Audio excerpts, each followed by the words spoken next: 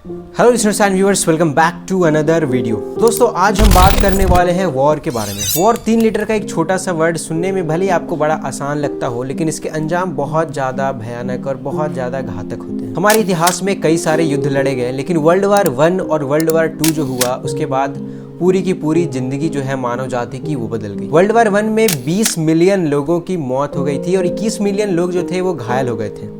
और यही अगर वर्ल्ड वार 2 की बात करें तो उसमें सिर्फ 40 से 50 मिलियन लोगों की मौत हो गई। ये आंकड़ा इतना ज़्यादा है कि आप सोच भी नहीं सकते। शहर तो दूर की बात, कई देश इसके वजह से तबाह हो गए थे। लाखों लोग की मौत हो गई थी, कई बच्चे अनाथ हो गए थे। दोस्तों वॉर के समय तो काफ़ी ज़्यादा लॉसेस होती ही हैं, कई जानें भी जाती हैं और लाखों परिवार की ज़िंदगी भी बर्बाद हो जाती है। लेकिन दोस्तों उससे बड़ी बात तो यहाँ पे यह है कि वॉर ख़त्म होने के बाद भी ये चलता रहता है। कई साल तक बहुत सारे देश अपने इकोनॉमी को ही बढ़ा नहीं पाते हैं। इकोनॉमी क्राइसिस आ जाती है, खाने के दाम बढ़ जाते हैं और उसके बाद भी कई मौतें होती रहती हैं। दोस्तों जैसा कि आपको पता ही होगा कि वर्ल्ड वार 2 के समय हिरोशिमा पे एटम बम गिराया गया था और उस एटम बम की वजह से लाखों लोगों की मौत हो गई थी। जस्ट कुछ मिनटों में, कुछ सेकेंड में ही, चंद सेकेंड में लाखों लोगों की मौत हो गई थी। लेकिन दोस्तों आपको जान करके हैरानी होगी कि अभी भी जो लोग वहाँ पैदा होते हैं, उस रीजन में जो अभी भी प्लांट्स पैदा होती हैं, उनमें कई बीमारियां होती हैं। वहाँ का जो खाना, अभी जो वेजिटेबल्स वहाँ के उगते हैं या फिर जो प्लांट सर्वाइव कर गए हैं उस रेडिएशन की वजह से, उनके फल में इतना ज़्यादा रेडिएशन है कि एक आदमी अगर खाए तो उसे कैंसर जैसी घातक बीमारियां हो सकती हैं। वहाँ के बच्चे अभी भी विकलांग पैदा होते हैं। तो ऐसा नहीं है कि वॉर जो है हमें सिर्फ इम्पैक्ट करता है वॉर जब चल रहा होता है तभी, वो हमारी ज़िंदगी में, वो हमारे माइंडसेट पे बाद में भी इम्पैक्ट करते रहता है। लेकिन दोस्तों आज की इस वीडियो में ना ही मैं वॉर की उन डिसएडवांटेजेस की बात करने वाला हूं और ना ही मैं उनके बारे में कुछ बुराइयां या खामियां बताने वाला हूं। मैं आपको बताने वाला हूं आज वॉर के कुछ बेनिफिट्स। दोस्तों आज की इस वीडियो में हम वॉर की सारी नेगेटिविटी को करेंगे साइड और पॉजिटिविटी के बारे में हम जानेंगे कि आखिर वॉर ने हमें क्या दिया। क्या वॉर से सिर्फ हमें टेंशन, मौतें और सिर्फ जिंदगियां ही तबाही हुई है, समझेंगे आज की इस वीडियो में। दोस्तों मैं आपके लिए लाया हूँ 10 ऐसे वॉर इन्वेंशन, मतलब जो वॉर के समय में इन्वेंशन हुए थे जिसने पूरी दुनिया को ही बदल दिया। दोस्तों वो कहते हैं ना, आवश्यकता ही आविष्कार की जननी है। तो इस लाइन को रखते हुए चलिए वीडियो को शुरू करते हैं।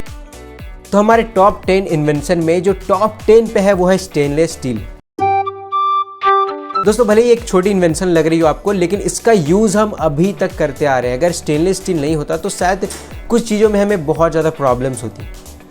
दोस्तों आज डाइनिंग टेबल में खाने से लेकर के डॉक्टर के बड़े बड़े ऑपरेशन करने तक हम स्टेनलेस स्टील का ही यूज करते आ रहे हैं। स्टेनलेस स्टील का इन्वेंशन 1915 में हैरी बियरले ने किया था। एक्चुअली में उसमें ब्रिटिशर्स जो थे एक ऐसे हार्डर एलॉयज को ढूंढ रहे थे जो उनके गन को और ज्यादा मजबूती दे सके। हालांकि दोस्तों इसका गन्स में तो यूज नहीं किया गया, लेकिन वॉर के समय इसे एयरक्राफ्ट इंजन्स में, सिल्वरवेयर और मेडिकल इंस्ट्रूमेंट में इसका यूज किया जाने लगा। इससे होने ये लगा कि इसकी जो पॉपुलैरिटी थी वो दिन ब दिन बढ़ती गई और आज तक इसकी पॉपुलैरिटी जो है वो कम नहीं हुई है। आज तक हम स्टील का ही बर्तन में खाना खाया करते हैं। अगर आपने देखा होगा, आपने ध्यान दिया होगा तो। इन्वेंशन नंबर 9, यहाँ पे रखा हमने जीपर्स को। जीपर्स एक ऐसा छोटा सा डिवाइस जिसे हम पहले भी यूज करते आ रहे थे, अभी भी यूज कर रहे हैं और हो सकता है कि इसे भविष्य में भी यूज करते हैं। 1917 में इसे पेटेंट करवाया था गिडॉन सनबैक्स ने। दोस्तों भले ही आपको ये जिप जो है ना बहुत ही एक सिंपल सी मशीन लगती हो, लेकिन इसके पीछे की कॉम्प्लेक्सिटी को आप इस पिक्चर के माध्यम से समझ सकते हैं। ये जो डायग्राम आप देख रहे हैं एक छोटे से जिप के बनाने का, उसे गिडॉन सनबैक्स ने डिजाइन किया था 1917 में। आप समझ सकते हो कि एक छोटे से डिवाइस को बनाने में भी कितनी ज्यादा कॉम्प्लेक्सिटी लगती है। वॉर के दौरान क्या होता था कि जो सेलर्स और सोल्जर्स होते थे उनके कपड़ों में कहीं भी पैकेट नहीं दिया जाता था, तो उन्हें मनी रखने में या कोई भी इक्विपमेंट्स रखने में जो छोटी छोटी चीज़ें होती थी उसे रखने में काफ़ी ज़्यादा प्रॉब्लम होता था। तो इस प्रॉब्लम को दूर करने के लिए इस चेन को उनके बेल्ट में लगाया गया और उसके बाद से उनकी जो यूजेस की सामान थी, जो छोटे छोटे सामान होते थे, वो आराम से अपने इस छोटे से चैन वाले बैग में रखने लगे। उसके बाद इसे एविएटर सूट में भी लगाया जाने लगा और 1920s आने तक इसकी पॉपुलैरिटी इतनी ज़्यादा बढ़ गई कि पूरी दुनिया इस जिपर की फ़ैन हो गई। आज हमारा बैग हो या पहनने वाली जीन्स, हर जगह हम जिपर का यूज़ देख सकते हैं और ये भविष्य में भी दोस्तों ऐसा होते रहेगा, मुझे विश्वास है। आपको क्या लगता है कमेंट में बताना। इन्वेंशन नंबर 8 पे जो हमारा इन्वेंशन है उसे हम कहते हैं रिस्ट वॉच, हाथ में पहनने वाली घड़ी। 1916 में आया ये रिस्ट वॉच। आज भले ये अलग अलग रूप ले लिया हो, भले ये आज एनालॉग से डिजिटल हो गया होगा, लेकिन इसकी पॉपुलैरिटी जितनी उस समय थी उससे कई ज़्यादा अभी है। रोलेक्स ब्रांड के बारे में तो आपने सुना ही होगा। उसके वॉचेस जो है ना लाखों करोड़ों में आती है, लेकिन आज भी लोग उसे पहनना पसंद करते हैं। और आपको ये तो पता ही होगा कि उसके वॉच जो है ना वो स्मार्ट वॉच नहीं, वो एक्चुअल में एक एनालॉग वॉच ही आती है, वो टक टक टक करके चलने वाला वॉच। तो दोस्तों ऐसा नहीं कि जो पॉपुलैरिटी थी स्मार्ट वॉच की वो पहले थी, वो अब खत्म हो चुकी है, ऐसा नहीं है, वो अभी भी है। और एक इंटरेस्टिंग बात तो ये है कि वर्ल्ड वॉर 1 के समय जो ज़्यादातर वॉचेस थी ना, तो वो वुमेन्स पहना करती थी। जो लड़कियां होती थी वो पहनती थी, और जो लड़के होते थे वो चेन वाला वॉच रखते थे अपने पैकेट में। आपने देखा होगा पुरानी मूवी में जो पैकेट से एक हीरो निकालता है वॉच ऐसे दिखता है, थोड़ा स्टॉप वॉच टाइप का जो दिखता है, उसमें चेन लगा हुआ होता है, उस टाइप का वॉच को रखा जाता था पहले लड़कों के द्वारा, मेंस के द्वारा। लेकिन वॉर के समय में क्या होने लगा कि उन्हें प्रॉब्लम आने लगी, बार बार उन्हें पैकेट से निकाल करके वो टाइम देखना पड़ता था, तो उससे बहुत ज़्यादा प्रॉब्लम होती थी उन्हें। तो फिर क्या हुआ कि बाद में जो लेडीज़ कर रही थी, मतलब जो अपने हाथों में उन्होंने घड़ी पहन रखा था, वो अब मेंस भी अपने हाथ में घड़ी पहनने लगे। और तब से लेकर के अभी तक जो हम मेंस हैं वो स्मार्ट वॉच अपने हाथ में ही पहनते हैं, इसलिए तो आप रिस्ट वॉच भी कहते हैं। Invention number 7। इन्वेंशन नंबर 7 पे है हमारा ड्रोन्स। ड्रोन्स क्या सच में? यार मुझे तो पता ही नहीं था कि ड्रोन्स उतने पहले आ चुके हैं। अगर आपका सवाल ये है ना, तो हाँ बिल्कुल सच में ड्रोन्स जो है वो बहुत ही पहले आ चुका था, मतलब 1918 में ही। और इसे सक्सेसफुली बनाया भी गया और टेस्ट भी किया गया चार्ल्स केटरिंग के द्वारा। और तब से लेकर के अभी ड्रोन्स में काफ़ी सारे इन्वेंशन होते एकदम छोटा सा ड्रोन्स भी आ जाता है, जिसे हम अपने वीडियो कैमरा शूट करते हैं, या फिर आप जो बैलिस्टिक ड्रोन्स भी बोल सकते हो, जो जा करके हमला करता है, जिसमें मिसाइल्स होते हैं। तो अलग अलग भले इसके रूप चेंज हो गए होंगे, लेकिन जो पहला कॉन्सेप्ट था ना वो 1918 में ही आ चुका था। और ये वर्ल्ड का सबसे पहला एक अनमैन्ड, मतलब बिना इंसान का चलाया जाने वाला बैलिस्टिक मिसाइल डिवाइस था। अब बात करते हैं नंबर 6 की।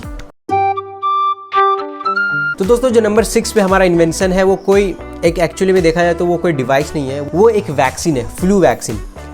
दोस्तों 1918 और 1918 में क्या हुआ था कि H1N1 नाम का एक वायरस बहुत तेज़ी से फैल रहा था। जैसे कि आपने कोरोना के बारे में सुना होगा कि कोरोना वायरस जो था बहुत तेज़ी से फैल रहा था, कुछ उसी तरह से H1N1 वायरस फैल रहा था। उसकी वजह से हो ये रहा था कि इन्फ्लुएंजा डिजीज़ पूरी दुनिया में फैल रही थी। लगभग 500 मिलियन लोग जो थे इससे इन्फेक्टेड हो चुके थे, मतलब पूरे ही वर्ल्ड पॉपुलेशन का 1/3। जैसे आज कोरोना ने पूरी दुनिया को घेर लिया था, पूरी दुनिया को अपने शिकंजे में कस लिया था, वैसा ही कुछ ही इन्फ्लुएंजा वायरस का था। और इस वायरस ने तो इन्फेक्ट तो किया था काफ़ी सारे लोगों को, लेकिन 50 मिलियन लोगों की मौत भी हो गई थी। तो ये दोबारा, ये जो वायरस है, इस तरह का खतरा और दोबारा वर्ल्ड वॉर 2 में ना देखा जाए, इसलिए तो मोटिवेट होकर के जो हमारे साइंटिस्ट थे उन्होंने फ्लू वैक्सीन को निकाला, और बाद में इसे पूरे ही दुनिया में लगाई गई इस फ्लू वैक्सीन को, जैसे आज कोरोना वैक्सीन को लगाया जा रहा है, जिससे फ्लू नाम की बीमारी जड़ से खत्म हो गई। 1945 में इसे मिलिट्री के लिए यूज़ किया गया, पहले मिलिट्री को लगाया गया इसका डोज। जैसे कि आज सिंपली देख सकते हो, जो पहला जो हमारे फ्रंट लाइन वॉरियर्स थे उन्हें वैक्सीन लगाया गया था, उसी तरह से उस टाइम के जो फ्रंट लाइन वॉरियर्स थे उन्हें वैक्सीन लगाया गया। और बाद में 1956 में सभी सिविलियंस को वैक्सीन लगाया गया।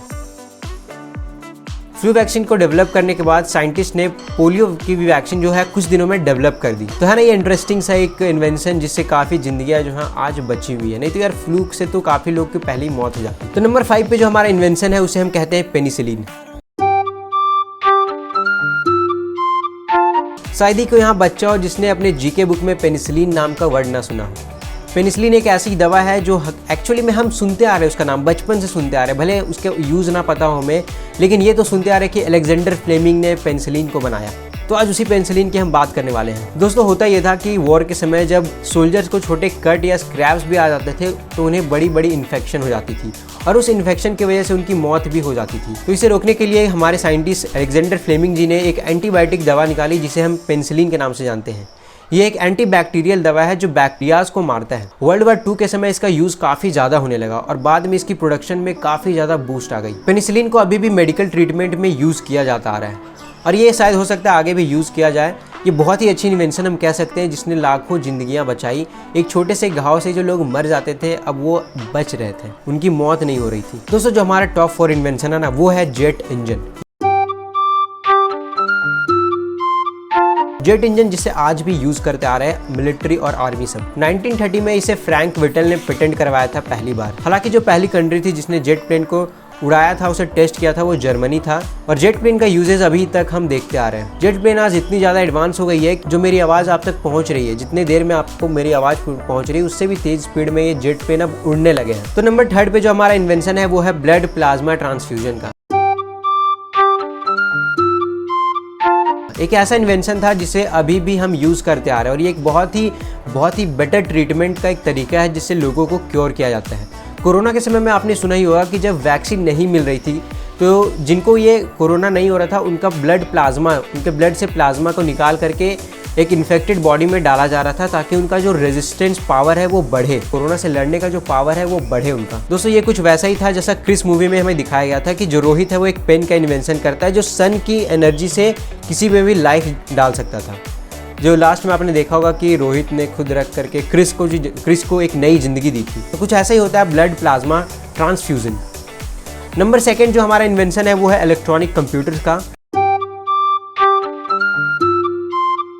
जिस मोबाइल में इस आप वीडियो को देख रहे हैं ना वो भी एक कंप्यूटर का हिस्सा है। अगर आज वो इन्वेंशन कंप्यूटर का इन्वेंशन नहीं हुआ रहता तो आज आप इस वीडियो को भी नहीं देख पाते। दोस्तों आज कंप्यूटर का यूज़ हम इतने ज़्यादा तरीके से करने लगे ना कि इसके बिना हम अपनी लाइफ के बारे में सोच ही नहीं सकते। आपको एक बात जानकर बहुत ही हैरानी होगी कि जो पहले थे ना वर्ल्ड वार के समय जो वुमेन्स होती थी, जो मतलब हार्ड कैलकुलेशन किया करती थी, बहुत ही दिमाग लगाने वाला कैलकुलेशन, बैलिस्टिक मिसाइल्स के लिए कैलकुलेशन, उनको कंप्यूटर कहा जाता था। मतलब बेसिकली वुमेन्स जो होती थी उन्हें हम कंप्यूटर कहते थे।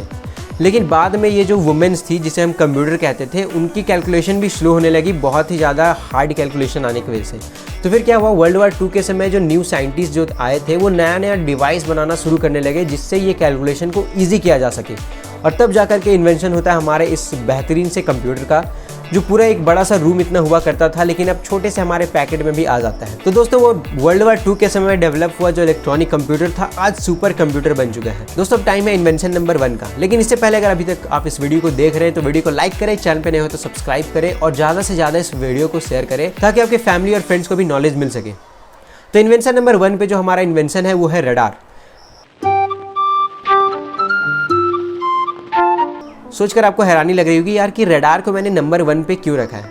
दोस्तों रडार के बिना आज हम ना ही नेविगेट कर सकते थे कहीं और ना ही हमें अच्छी एक इक्विपमेंट मिल पाते मिलिट्री के लिए। दोस्तों ये जो रडार है जिसे हम रेडियो डिटेक्शन एंड रेंजिंग कहते हैं, तो इसका बनाने का जो क्रेडिट है ना वो जाता है सर रॉबर्ट वाटसन वॉट को, जिन्होंने रडार को पहली बार बनाया था। ये एक ब्रिटिश फिजिसिस्ट है। रडार मिलिट्री में प्लेन, शिप्स, जेट, सबमरीन्स ये सब को डिटेक्ट करने में हेल्प करती है।